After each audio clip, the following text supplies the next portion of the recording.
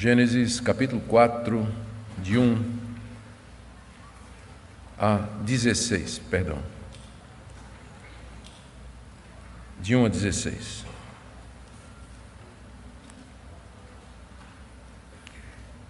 Ouçamos a leitura. Adão teve relações com Eva, sua mulher. Ela ficou grávida e deu à luz Caim.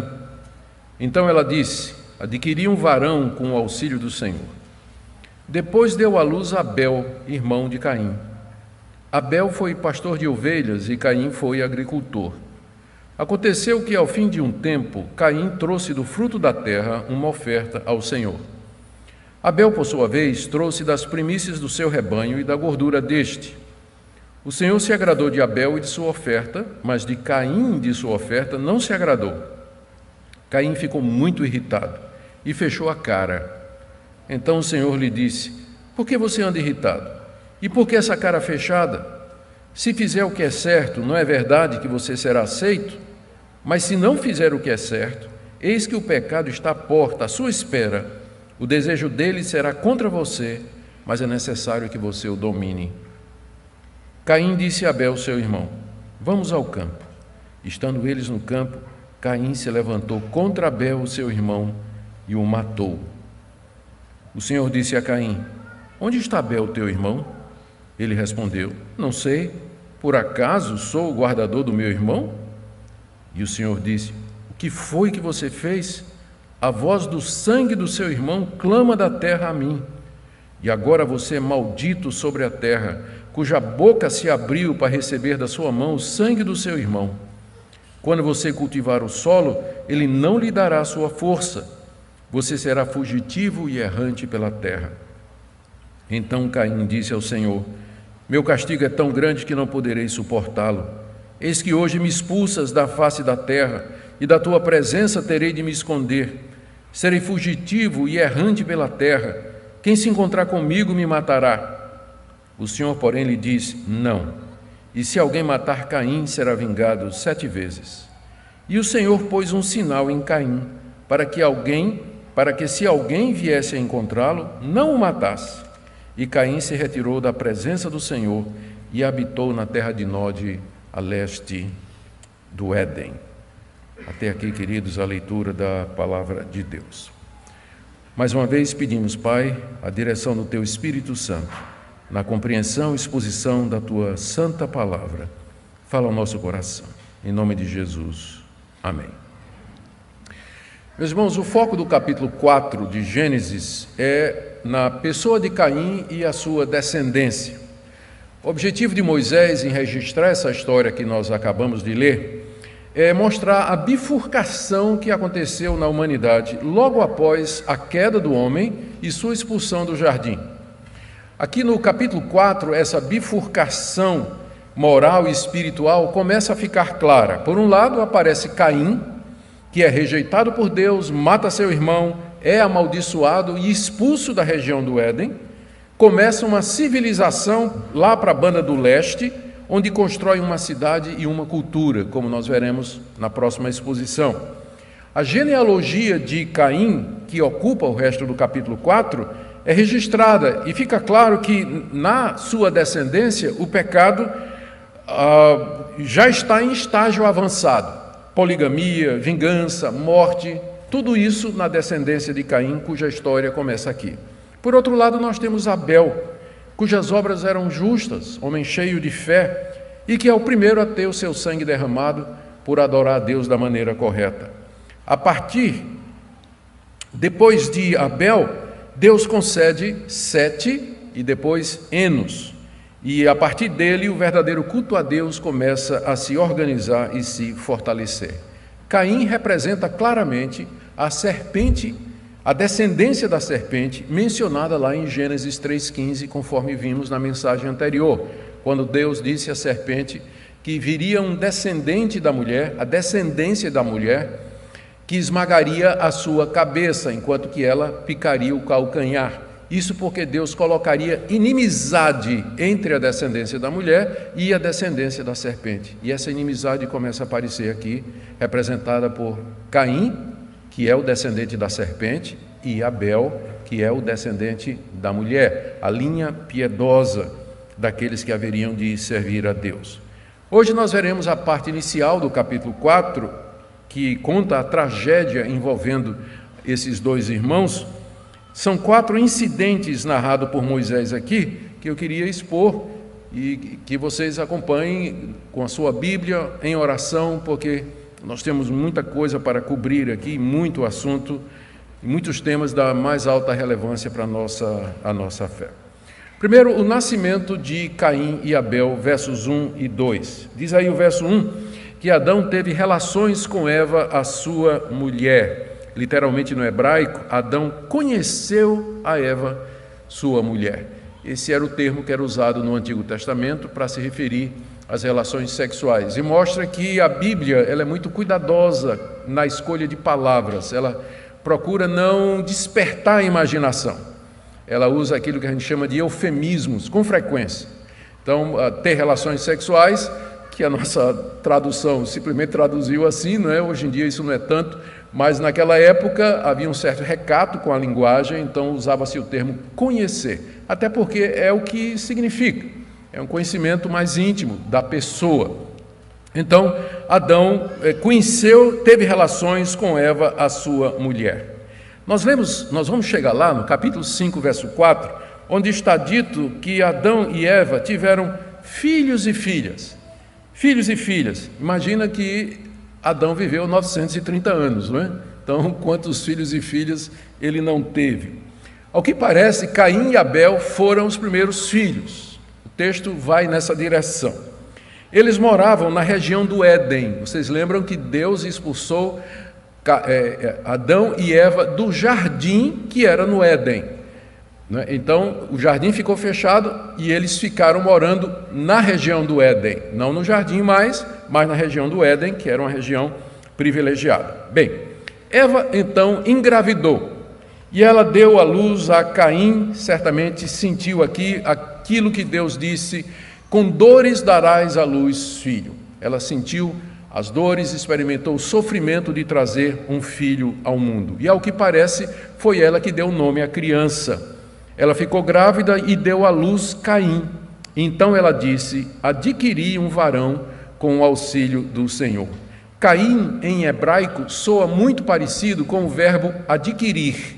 Por isso que ela deu o nome dele de Caim, porque adquiriu um varão da parte do Senhor. Essa declaração de Eva expressa 3 coisas. Primeiro, a alegria dela de cumprir o seu papel de mãe. Lembra que Adão colocou o nome dela, de Eva, dizendo, você vai ser a mãe de todos os viventes? Então aqui Eva começa a cumprir o seu papel e ela está feliz com isso, que apesar do pecado, ela continua a cumprir esse papel que Deus lhe deu. A sua declaração também expressa a confiança, a esperança de que Caim poderia ser aquele descendente esperado. Porque no hebraico ela diz assim, adquiri um ish, um varão da parte do Senhor. E ficou claro do que vimos anteriormente, de que seria um homem, um descendente da mulher, que haveria de esmagar a cabeça da serpente. Com o nascimento de Caim, Eva deve ter pensado, quem sabe é esse? Adquiri um varão, botou o nome de Caim, nessa expectativa que ficaria perpetuada na nação de Israel, enfim, toda a descendência da mulher, a expectativa de que o Messias haveria de chegar. E terceiro, essa declaração expressa a dependência que Eva tinha de Deus. Às vezes o pessoal pergunta, será que Adão foi salvo? Eva foi salva? E tudo indica que sim. Ela não teria colocado esse nome no filho se ela não tivesse... Essa declaração que ela fez não faria sentido se ela não confiasse em Deus. Adquirir um varão com o auxílio do Senhor. Eva agora não quer mais ser autônoma. Ela aprendeu que viver sem Deus não dá. Querer o conhecimento e querer ser dona da sua própria vida só trouxe miséria e desgraça. Ela agora aprende que o que quer que seja que ela tem que vir do Senhor. Adquirir um filho com o auxílio do Senhor. Você percebe a mudança de atitude já no coração aqui de Eva.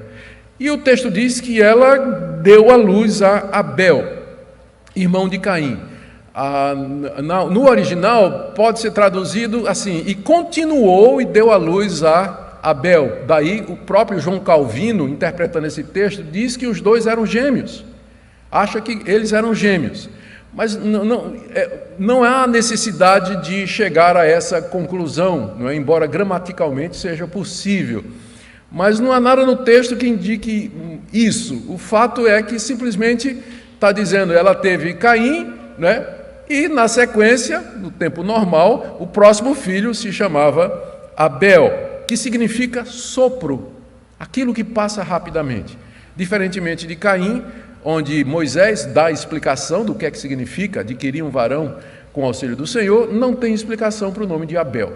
E aí vem todas as especulações, não é? Eva teria ficado tão encantada com Caim que disse: esse é o descendente que vai esmagar a cabeça da mulher. Quando vem o segundo filho, vaidade, Abel, inutilidade, não vai servir para nada. No final era o contrário, né?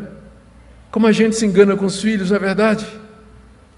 A gente não tem ideia do que é que vai ser dos nossos filhos, o que é que eles serão. Todo juízo é precipitado, todo pré-julgamento é precipitado. Eva tinha convicção ou grande esperança de que Caim seria aquele que haveria de esmagar a cabeça da serpente, e Abel, a palavra significa vaidade ou alguma coisa inútil, que talvez reflita o que Eva sentia naquela altura, embora nós não tenhamos certeza. Bom, o texto continua e diz que os meninos cresceram e eles seguiram profissões diferentes. Verso 2: depois deu à luz Abel, irmão de Caim. Abel foi pastor de ovelhas e Caim foi agricultor.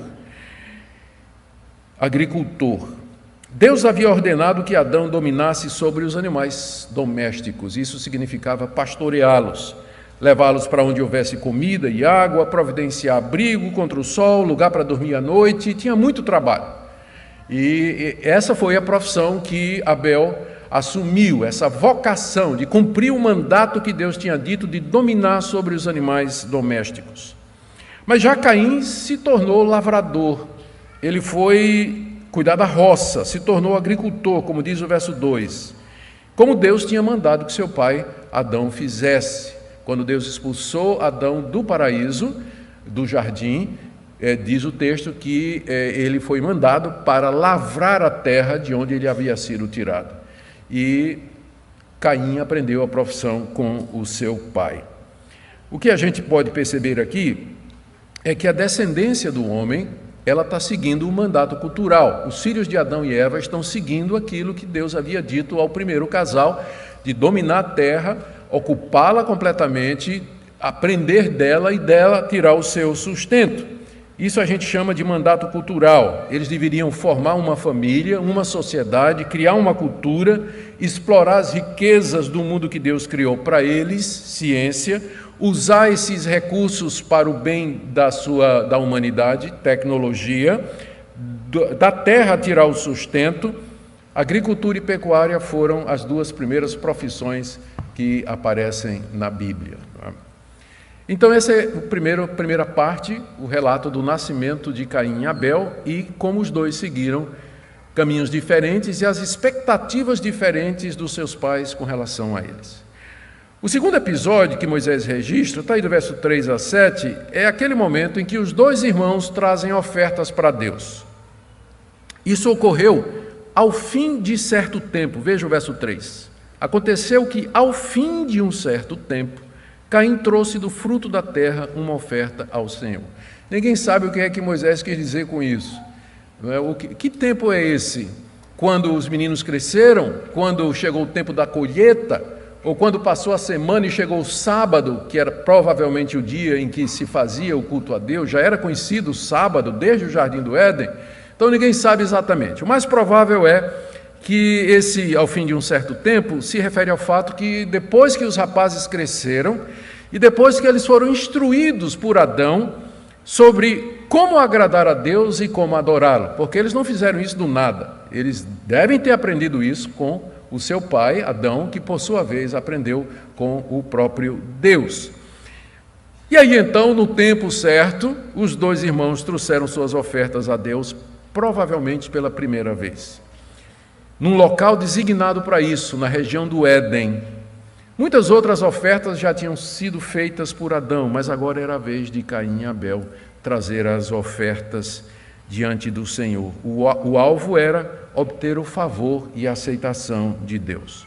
Então Caim, diz aí o verso 3, trouxe uma oferta ao Senhor, tirada do fruto da terra, que era a área da sua ocupação, era o fruto do seu trabalho. Ele tinha aprendido com seu pai que o fruto da terra é uma dádiva de Deus. E aí ele traz uma parte de sua produção como oferta a Deus, ali naquele local reservado para isso. Talvez houvesse um altar de pedras, a gente não pode afirmar. Abel, por sua vez, e é possível traduzir com a alternativa, Caim trouxe frutos, mas Abel, é possível ter essa tradução, Abel, em contrapartida, trouxe como oferta os primogênitos das suas ovelhas, o melhor do seu rebanho, como diz aí o verso 4. Ele matou essas ovelhas e queimou a gordura delas ali naquele altar. Ele tinha aprendido que o derramar de sangue fazia parte do culto a Deus, porque o seu pai havia contado para ele o que Deus havia feito lá no jardim, quando imolou um animal para, com a pele do animal morto, pudesse cobrir a sua vergonha.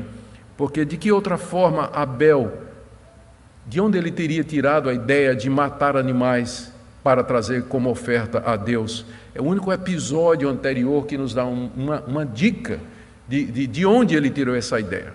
Exatamente da história que seu pai lhe contou do que tinha acontecido lá no jardim. E então Abel oferece pela fé aqueles animais imolados, fé nas promessas de Deus, fé que ele havia aprendido com seu pai. Muito tempo depois, quando Deus vai se revelar a Israel, ele vai estabelecer leis para o culto, que vai incluir exatamente o sacrifício dos melhores animais, a queima da gordura e também ofertas de cereais e do fruto da terra, como Caim trouxe. É uma prática que vinha desde o tempo de Adão. A reação de Deus ao culto dos dois irmãos começa aí no verso 4. Como é que Deus reagiu à oferta dos dois? Ambos trouxeram ofertas a Deus conforme haviam sido ensinados. Não há nada errado nisso, em Caim ter trazido o fruto da terra e Abel ter trazido o melhor das suas ovelhas, porque era a área em que eles trabalhavam, era o fruto do trabalho deles. Mas havia algo fundamentalmente diferente em suas ofertas, porque Deus se agradou de Abel e de sua oferta, mas de Caim, da sua oferta, ele não se agradou. Deus se agradou de Abel, final do verso 4. E como é que Abel soube disso? Como é que Caim viu isso?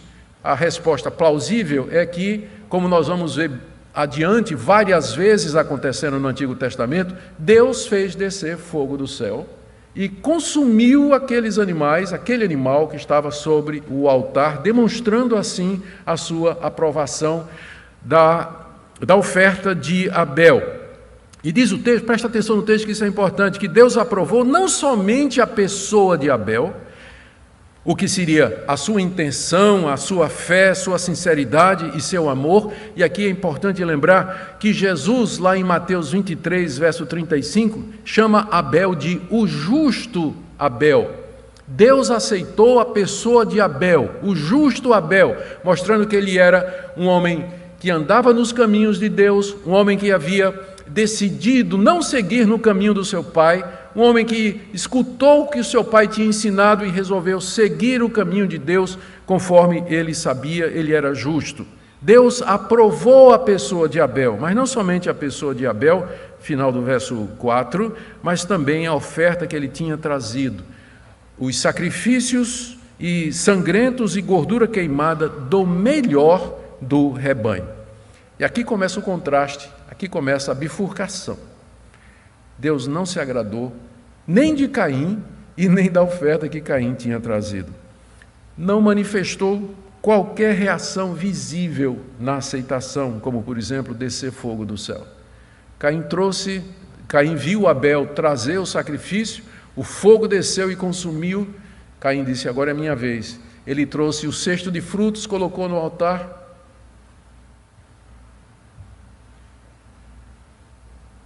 Nada.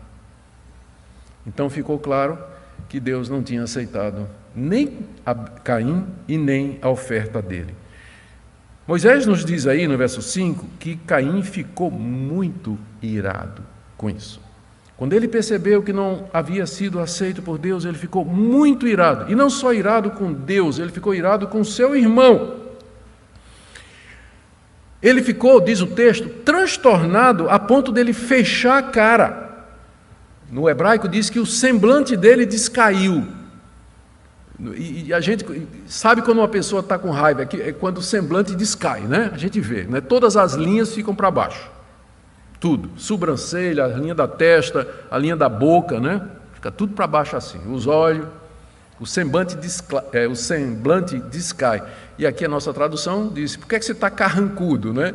Que expressa muito bem o que aconteceu, qual foi a reação de Caim. Afinal, ele era o mais velho. Afinal, sua mãe tinha colocado o nome dele que expressava a esperança messiânica. Ele deveria ter sido aceito. O coração de Caim, entretanto, já era inclinado ao mal e agora começa a se encher de ódio contra Deus e contra o seu irmão. E olha a surpresa do verso 6 e 7. Deus vem falar com Caim, o que mostra que ele não deixou de falar com os homens depois que expulsou o primeiro casal do paraíso. Deus continuou a falar com os homens, como diz o autor de Hebreus, tendo Deus outrora falado muitas vezes e de muitas maneiras aos nossos pais e pelos profetas. Talvez Deus se manifestou na forma humana, o que a gente chama de uma teofania. Talvez ele falou da nuvem, da glória, a Shekinah, nós não sabemos. O fato é, e para Moisés não é importante porque ele não registra, ele apenas diz que Deus falou com Caim. Deus disse a Caim, falou com ele, exatamente como tinha feito com Adão. E ele faz, como tinha feito com Adão, duas perguntas retóricas. Por que você está irritado? Segundo, por que sua cara está fechada e carrancuda? O Senhor então coloca diante de Abel dois caminhos e duas consequências. Primeiro, se você fizer o que é certo, Caim, você será aceito por mim como eu aceitei Abel. Está aí o verso 7. Se fizer o que é certo, não é verdade que você será aceito? Se ele tivesse trazido os primeiros e melhores frutos da sua colheita, como Abel trouxe os primeiros e melhores animais do seu rebanho, Deus teria aceitado. Era nisso em que ele havia procedido mal, cultuar a Deus como queria. É interessante que Judas, o livro que está coladinho lá em Apocalipse, o penúltimo livro da Bíblia, ele se refere a Caim como sendo o patrono das falsas religiões. Se referindo aos falsos mestres que ele ataca na sua carta, Judas, ele diz que esses falsos mestres seguiram o caminho de Caim. Qual foi o caminho de Caim? E qual a relação com os falsos mestres? Caim foi o primeiro a inventar uma religião, uma maneira de cultuar a Deus que Deus não tinha ensinado. Ele devia ter aprendido do seu pai, o que seu pai ensinou, que nós temos que dar o melhor, como Abel fez. Abel não só trouxe ovelha para matar, mas ele trouxe as primícias do seu rebanho. Essa é a diferença que há entre os dois textos, porque não estava errado trazer fruto, porque algumas pessoas acham que o problema foi esse, que ele trouxe fruto, quando devia trazer só sangue. Não! No Antigo Testamento havia inclusive oferta de cereais, oferta do fruto da terra, era oferta de gratidão, enquanto que a oferta de animais era o holocausto, que era queimado no altar. O problema não era o que foi trazido, o problema é a qualidade do que foi trazido. Abel trouxe o melhor do seu rebanho, mas diz aqui que Caim tomou o fruto da terra, colocou numa cesta o que ele achou e levou. Se você fizer o que é certo, você não vai ser aceito por mim? Porque Caim resolveu adorar a Deus do jeito que queria, é que Judas o chama de o patrono dos falsos profetas, que seguem o mesmo caminho de Caim. Segundo, quando Deus diz assim, se você fizer o que é certo, você não será aceito, quer dizer, se você emendar os seus caminhos maus, eu aceitarei as suas ofertas como aceitei do seu irmão Abel, que é justo. Aquele momento ali, em que Abel traz em que Caim traz aquele tipo de oferta, é a consumação de uma vida que já andava errada. O apóstolo João, escrevendo na sua primeira carta, capítulo 3, verso 2, diz que Caim matou Abel porque as suas obras eram más e as obras do seu irmão eram justas. E diz ainda que Caim era do maligno. Agora você pode entender por que Deus não aceitou Caim. Não foi só porque ele trouxe a oferta da forma errada, mas Caim já vivia uma vida com obras más, e ele já estava debaixo da influência da serpente, do querubim amaldiçoado, rebelde, que tinha feito os seus pais pecar, e que continuava na região do Éden, espreitando, esperando alguém para dar continuidade à sua obra de destruição. Deus diz aqui no verso 7 ainda para Caim: se você fizer o que é certo, não é verdade que será aceito? E aqui vem a segunda opção. Mas se não fizer o que é certo, se você não se arrepender, se você não mudar a sua atitude, se você não abandonar esse ódio que está no seu coração contra mim e contra seu irmão, se você não fizer o que é certo, eis que o pecado está à porta à sua espera. O pecado que já está no seu coração, ele está do lado de fora, como alguém que está batendo na porta e esperando. Essa figura aqui. O verbo que é usado aqui para esperar é usado às vezes na língua hebraica para um animal feroz que está no seu covil, todo armado, acuado, esperando a oportunidade de atacar qualquer pessoa que passe. Será que é uma referência à serpente? O pecado está à porta, como um animal de espreita, só esperando você dar chance. Mas a você cumpre dominar Caim. Final do verso 7.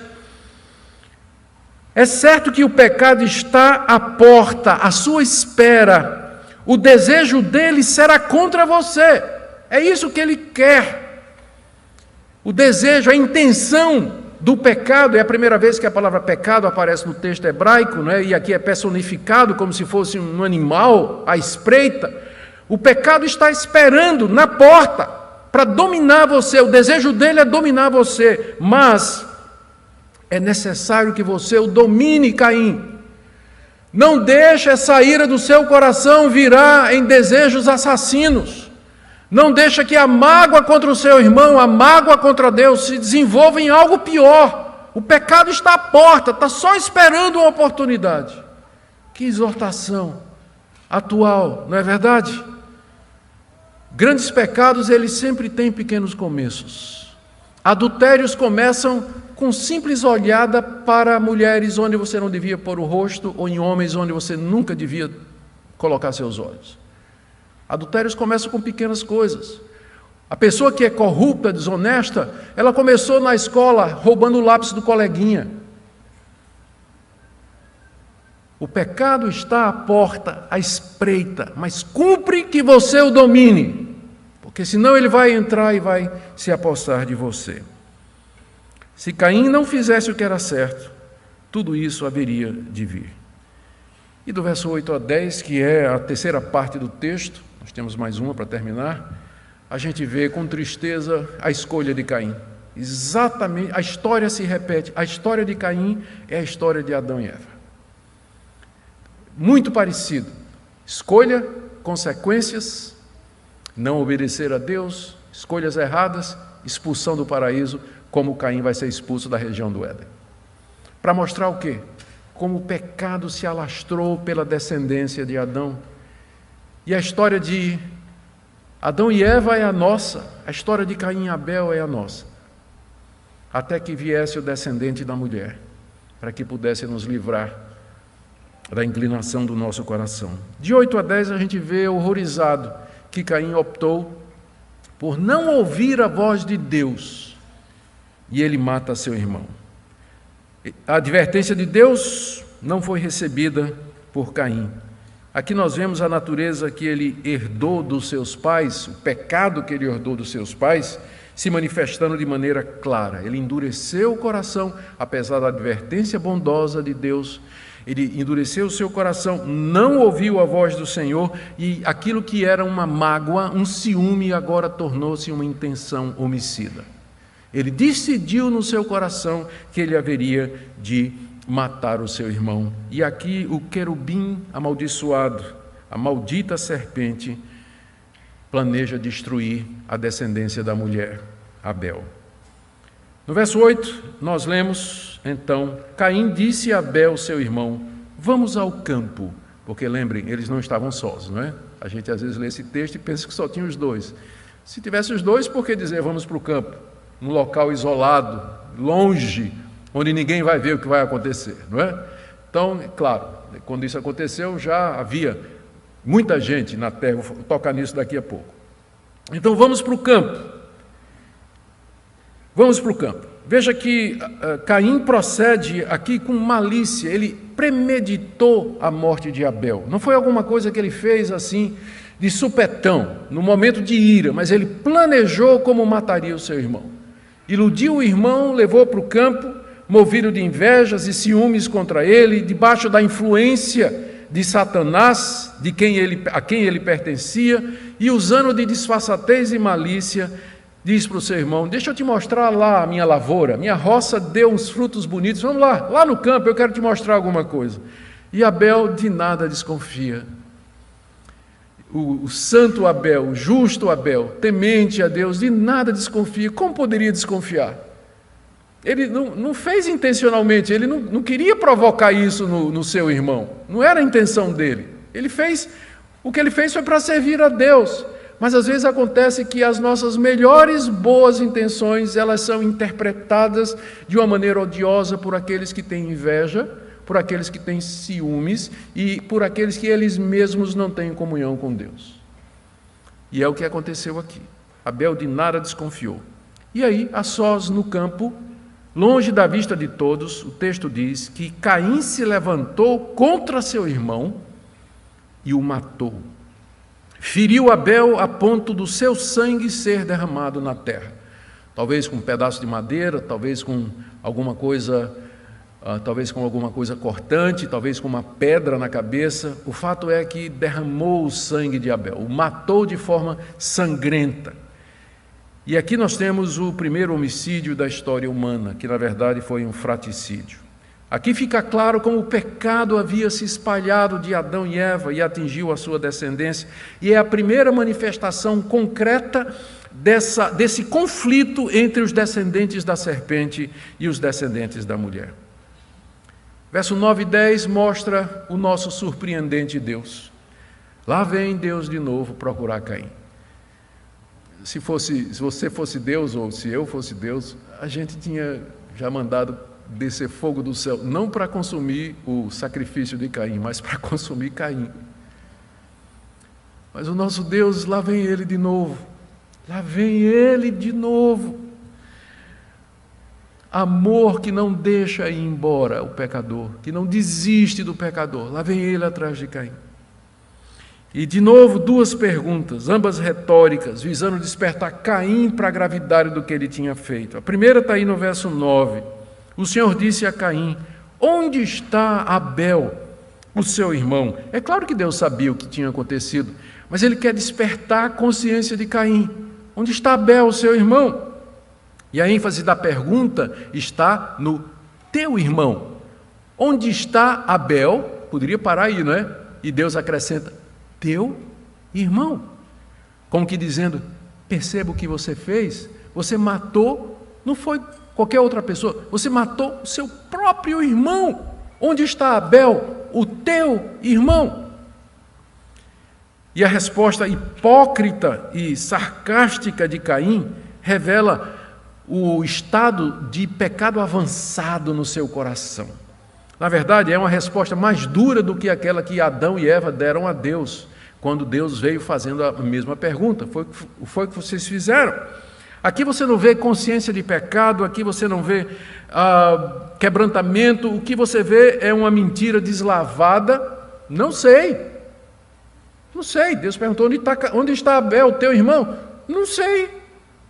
E aí então vem o sarcasmo que coloca a culpa em Deus. O senhor devia perguntar a quem o senhor colocou como responsável, guarda ou tutor de Abel. Que eu me lembre, o senhor nunca me colocou como responsável pelo meu irmão, não. Por que o senhor não pergunta à pessoa que o senhor deixou para guardar Abel? Ele deve saber, não tem a menor ideia. Você percebe a hipocrisia, você percebe o sarcasmo, você percebe a invertida, querendo responsabilizar Deus. O senhor não cuidou direito de Abel? Por que o senhor vem perguntar a mim? Era o senhor que devia cuidar dele. E o senhor vem colocar isso sobre mim? A hipocrisia e a ironia do coração desse homem de Caim. A segunda pergunta, então, do verso 10, já revela o ultraje de Deus. E o Senhor disse: o que foi que você fez? Dá para quase ouvir, não é? O tom de ultraje aqui nessa palavra de Deus. O que é que você fez? Eu vi o que você fez com seu irmão no campo, e o sangue dele que você derramou na terra. Está aí no final do verso 10. A voz do sangue do seu irmão clama da terra a mim. O sangue que você derramou na terra está gritando e pedindo vingança. Está gritando e pedindo vingança. E aqui nós chegamos na última parte do relato, de 11 a 16, o castigo de Deus sobre Caim. São 3 castigos. Primeiro, Deus amaldiçoa Caim sobre a terra, verso 11. Agora você é maldito sobre a terra, cuja boca se abriu para receber da sua mão o sangue do seu irmão. Aquela terra que bebeu o sangue que você derramou, ela vai ser maldita. Você é maldito. É a primeira vez que um ser humano é amaldiçoado depois da queda. Na queda, Deus amaldiçoa a serpente e amaldiçoa a terra, mas não amaldiçoou Caim e nem Abel. Caim se torna o primeiro maldito, juntamente com a serpente que ele havia seguido. Segundo, Deus torna estéril e improdutivo o solo que Caim plantar. Verso 12. Quando você cultivar o solo, ele não lhe dará sua força. Você será fugitivo e errante pela terra, que é o terceiro castigo. Deus condena Caim a se tornar um andarilho pelo mundo. Uma vez que Deus amaldiçoou qualquer solo que Caim plantasse, ou seja, não adianta você plantar e trabalhar e cultivar Caim, porque não vai dar nada. O resultado era que, uma vez que a roça é o que prende o homem na terra, ele então só restava ser um andarilho, errante pela terra. Ele ia viver do que ele encontrasse, andando sem ter um lugar fixo. Essa era a ideia, em primeiro lugar. E por quê? Porque Deus vai expulsá-lo da região do Éden, e ele viveria fugindo de Deus e dos outros, com medo do castigo, acossado por sua consciência de ter matado o seu próprio irmão, sem rumo diante daquela terra perdida, imensa diante dele. No verso 13, a gente lê a reação de Caim. A gente esperaria, talvez, a última esperança é que, diante da severidade do castigo que Deus colocou nele, que Caim se quebrantasse, que Caim visse a seriedade do que ele fez, talvez pudesse clamar por misericórdia a esse Deus que já mostrou disposição em ouvi-lo, em não abandoná-lo. Mas o quê? A resposta é de vitimização. Caim se faz de vítima, tão típico, não é? Caim é o patrono dos mimimi. É o patrono. Então isso que o pessoal faz hoje, é tão velho como Caim. A reação de Caim foi que Deus estava sendo injusto e que o castigo dele era pesado demais. Verso 13, Caim disse ao Senhor: meu castigo é tão grande que não poderei suportá-lo. O Senhor exagerou, está desproporcional esse castigo que o Senhor está dando sobre mim. Ele reclamou que ele não conseguiria viver daquela forma. Eis que hoje me expulsas da face da terra, e da tua presença terei de me esconder, serei fugitivo e errante pela terra. Aqui ele reclama da expulsão da presença de Deus. Ele seria expulso por Deus daquela região do Éden, onde o clã de Adão havia se instalado, onde se oferecia sacrifícios a Deus e onde ofertas a Deus e onde a verdadeira religião estava sendo ensinada. Agora Deus estava expulsando, primeiro já tinha expulsado Adão do paraíso, do jardim que estava no Éden. Agora ele expulsa o filho de Adão do Éden, da região do Éden, para que ele fosse peregrino e errante, fugitivo pela terra. É isso que ele diz aqui: tu me expulsas da tua presença. Deus está em todo lugar, então só pode se referir ao local onde Deus se manifestava durante os cultos, que era aquele altar, aquela região onde as ofertas eram feitas e o fogo descia e consumia tudo. E aí ele reclama, continua no verso 14, no final do verso 14: quem se encontrar comigo me matará. Ele diz assim: o Senhor colocou um alvo nas minhas costas. Eu sou um homem marcado agora, porque pelo menos enquanto eu estou aqui, eu estaria protegido, estaria com minha família, mas agora o Senhor me expulsa da minha terra, da minha roça, e eu vou vagar pelo mundo, né, com um alvo nas costas. Quem me encontrar vai me matar. É preciso aqui explicar de quem é que Caim tinha medo, porque geralmente as pessoas leem esse texto e pensam que só tinha Adão e Eva, Caim e Abel, né? Caim e Abel, esquecendo que Adão viveu 930 anos. E os meninos podiam ter 300 anos de idade quando isso aconteceu. Os meninos, né? 300 anos de idade quando isso aconteceu. Ou seja, essa altura já havia uma comunidade dos filhos, dos netos, bisnetos de Adão e Eva. Casaram entre si, óbvio. De que outra maneira poderia se propagar o primeiro casal? Né? De que maneira eles se espalhariam pela terra se não tivesse casamento consanguíneo no começo? Se não tivesse casamento consanguíneo no começo. Mais adiante, à medida que não era mais necessário isso, Deus vai passar leis proibindo casamento consanguíneo. Mas, por enquanto, para a propagação da raça, houve casamento entre irmãos. Tinha que haver. É por isso que Caim diz aqui: quem se encontrar comigo vai me matar. Ou seja, alguém da população que já existia, sabedor do que Caim fez, porque foi o primeiro assassinato, ninguém tinha matado ninguém até aquela altura, seria a primeira vez, então a reação seria de pena de morte para Caim, e era disso que Caim tinha medo. Mas olha a resposta desse Deus surpreendente. Esse capítulo deveria ser sobre a misericórdia de Deus. Deus diz Caim no verso 15, não, é o que Deus diz. Não vai ser assim. Não vai acontecer como você está dizendo, Caim. Segundo, Deus condena quem matar Caim a ser vingado 7 vezes, isto é, sofrer um castigo 7 vezes pior que o castigo de Caim. Como ele diz aqui no verso 15, se alguém matar Caim, será vingado 7 vezes. Quer dizer, ele vai sofrer 7 vezes mais do que esse castigo que eu estou dando a Caim. E aí, em seguida, Deus coloca um sinal em Caim para evitar que ele fosse morto por alguém. E a ironia aqui é que muita gente acha que esse sinal foi uma maldição, não é? Na verdade, não. Foi uma bênção. Era um sinal para proteger Caim. Era um alerta, dizendo assim: olha, quem matar esse homem, Deus vai fazê-lo sofrer 7 vezes mais do que ele já está sofrendo. Você vê pura misericórdia aqui. Pura misericórdia de Deus para com esse assassino endurecido.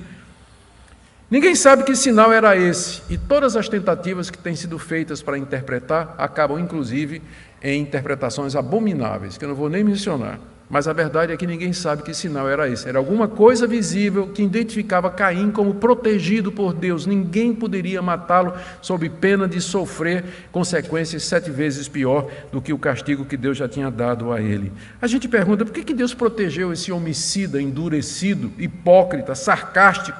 Por que não deixou que o matassem, como mais tarde exigiria a lei de Moisés? A resposta é que Deus não queria começar um ciclo de morte aqui. Porque quem matasse Caim, aí já seria a vez dele ser morto também. E aí começaria um ciclo de vingança, de morte, que Deus não queria que acontecesse, enquanto o seu povo não se estruturasse numa sociedade onde a pena de morte para assassinos pudesse ser implementada com segurança e pelas pessoas corretas. Então, a essa altura, Deus ainda não quer a pena de morte para assassinos, mas mais adiante ele vai fazer isso. Já na época de Noé, ele já vai dizer: quem derramar sangue do homem, pelo homem terá o seu sangue derramado. E aí, na lei de Moisés, a pena de morte vai ser aplicada com muita clareza. O texto termina no verso 16 com Caim saindo para o seu exílio. Caim se retirou da presença do Senhor. Mais uma vez, Deus está em todo lugar.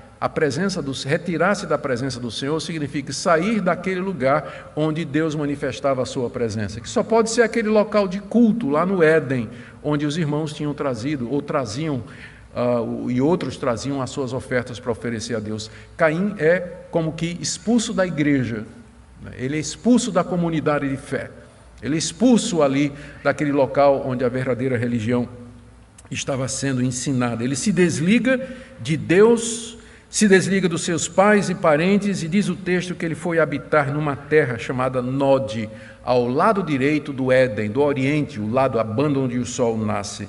E a palavra Nod em hebraico significa peregrinação, andança sem rumo.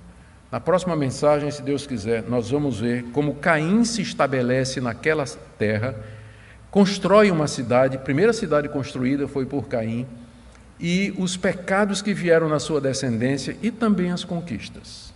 Vamos terminar perguntando o que é que Moisés queria ensinar aos israelitas com tudo isso e o que é que nós podemos aprender desse texto. Primeiro, Moisés queria mostrar o início do conflito entre a descendência da mulher e da serpente, conforme está relatado no capítulo 3, verso 15, porém inimizade entre ti e a mulher, entre a tua descendente e o seu descendente.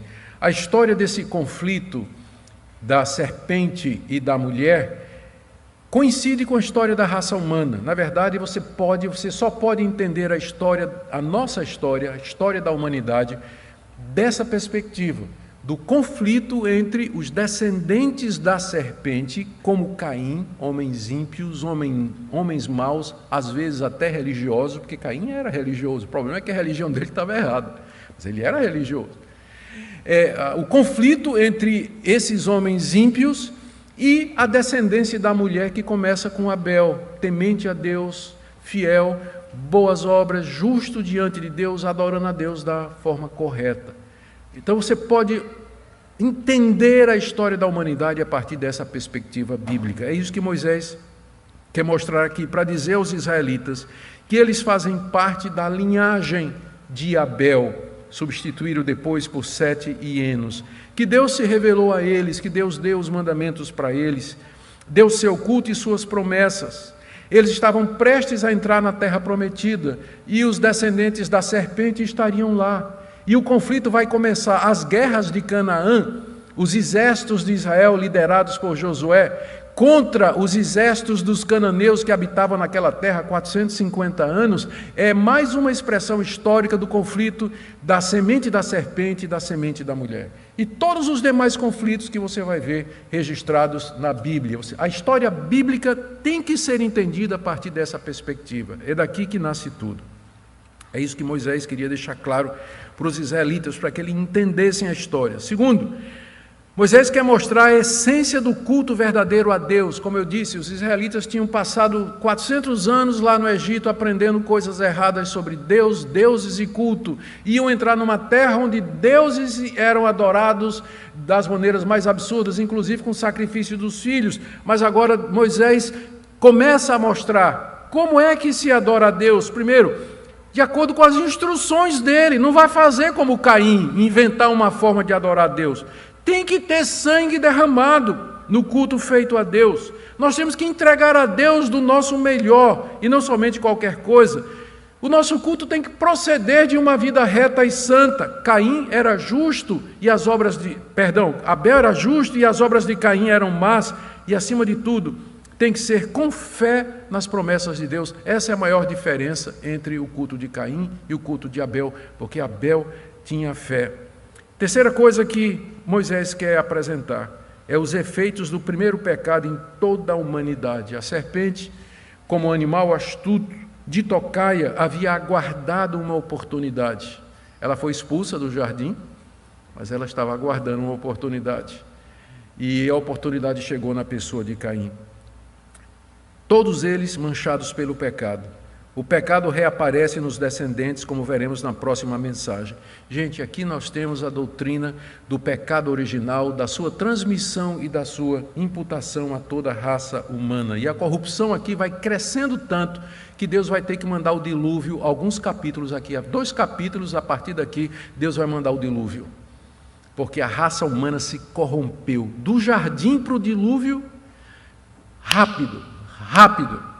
Como o pecado se alastra e corrói a humanidade, a sociedade e os corações. Com isso, Moisés queria explicar 40 anos de deserto. Todo o pecado, toda a desobediência, toda a rebelião. Quarto, já chegando no final, gente, eu disse isso há meia hora, né? Eu já disse a vocês, toda vez que eu disser está no fim, não acredite, porque não é verdade. A responsabilidade do homem por seus pecados e pelo estado de miséria que se encontra. Sabe o que é que salta à vista, aos olhos, o texto? É que Deus responsabiliza o homem pelo seu pecado. Que a miséria que acomete o homem é resultado do seu pecado. Por que que Caim foi expulso? Por que que ele ficou errante? Por que que ele perdeu sua terra? Por que que ele foi amaldiçoado? Porque ele desobedeceu a Deus, porque ele era mau, porque ele era do maligno, porque ele ofereceu um culto falso. Nós somos responsáveis pelo mal que nos acomete. É claro que Deus, nada disso pegou Deus de surpresa. Tudo isso Deus havia planejado desde a eternidade, mas de uma maneira em que o pecado do homem e a responsabilidade do homem, de maneira real e verdadeira, não falsa e ilusória, contribui e concorre para o fim que Deus decretou, de maneira que todos nós somos responsáveis e no final vai ser exatamente como Deus queria. Fica claro aqui, não fica? O Deus que criou todas as coisas do capítulo 1 e 2, você acha que isso aqui pegou ele de surpresa? Você acha? O Deus que do nada, só com sua palavra, ele cria mundos. Isso aqui pegou ele de surpresa? Claro que não. Fazia parte dos seus planos, mas de uma maneira que Caim era responsável, como mais tarde Judas, filho da serpente, possuído pelo diabo, ele vai trair Jesus e ao mesmo tempo ele é chamado filho da perdição. Aquele que havia sido predestinado para fazer isso, mas de uma forma em que ele o fez voluntariamente. Judas traiu Jesus porque quis trair. E ele é responsabilizado por isso. E por último, a continuidade da esperança da chegada do descendente da mulher. Os israelitas eram a descendência espiritual de Abel. Eles tinham recebido o culto, tinham recebido as promessas, a lei, e um dia o descendente da mulher haveria de ter seu sangue derramado como o de Abel. E aqui eu leio Hebreus 12, 24.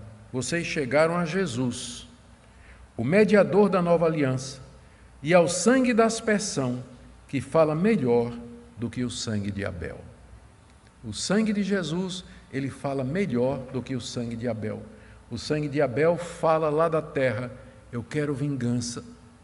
Mas o sangue de Jesus diz, quem crê em mim é purificado dos seus pecados.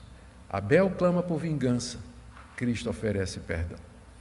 Que nessa manhã você creia no Senhor Jesus, que você entenda por que as coisas acontecem, que você perceba a grandiosidade da história da redenção e que você decida, com a graça de Deus, que você vai fazer parte dessa semente bendita, desse povo tão antigo quanto o jardim do Éden, que é o povo de Deus, aqui chamaram da descendência espiritual da mulher. Amém? Vamos orar, vamos ficar em pé para orar.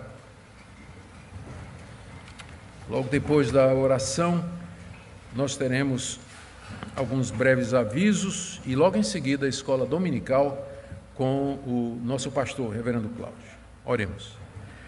Ó Deus, que Tua palavra fale ao nosso coração, que nós aprendamos, ó Deus, a entender a história, a ler a história da perspectiva bíblica, e não simplesmente de guerra de nações, busca de interesses materiais, de líderes poderosos, teorias da conspiração. Nos ajuda a ver o que é que está por detrás da tessitura da história, o que é que está por detrás dos fatos, que é esse conflito secular, entre Satanás e seus anjos e o teu povo, os eleitos, a tua igreja.